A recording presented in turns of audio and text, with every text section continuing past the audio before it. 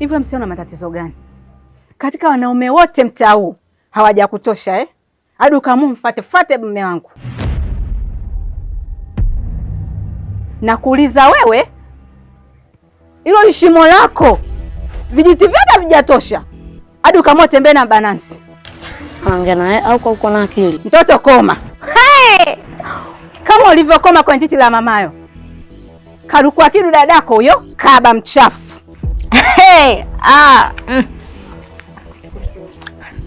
Hivi kati ya mimi na wewe nani anakuka janaba? Ngoja kwanza nikupe habari kama haunazo. Unaona ile shimo lako linanuka. Ndio maana mume wako akakuacha wewe kanifuata mimi. Unasemaje? Njoo nikufundishe kuoga nusu ndoa yako. Mbona mnaanza kupigia kabla wewe sijapiga fulimbi? Wewe. Nini sasa Manansi? Eti mkubwa kabisa wewe. Alafu wewe fala. Yaani watu wanaumizana hapo na cheka kifala hapo. Fala nini? Alafu siwezi kuleta katika mazingira mabaya. Huko hachagui dini au hachagui nini. Kwa hiyo ukitaka muda wako wa kupiga ibada, wewe tu muda wote yani. Umeona bomba? Yaani sio kama zile nyumba zenu za kule zile sijui umetoka kazini umechelewa maji unaenda kuteka sijui wapi. Hapo unatoka ndani, unachukua maji yako, unarudi. Safi kabisa. Kwa hiyo kuwa na amani.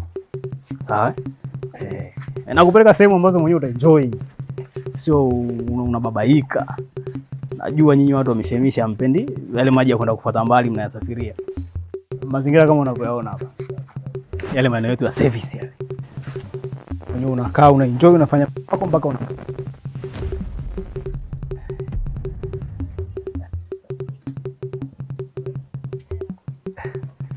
Ukiwa na watu wako wale wa ibada mnataka kufanya ibada hapa ukumbi kama unavyoona mkubwa. Karibu sana. Vipo vya nje, kuna vya ndani huko.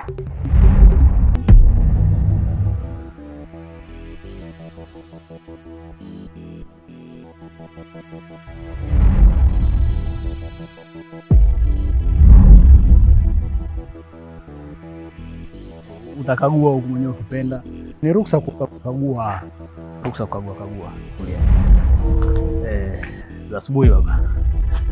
Kwema kwa hiyo kuwa na amani. Afuedi wewe. Matako yako ufijo.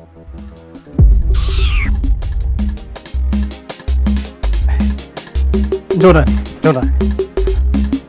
Karibu.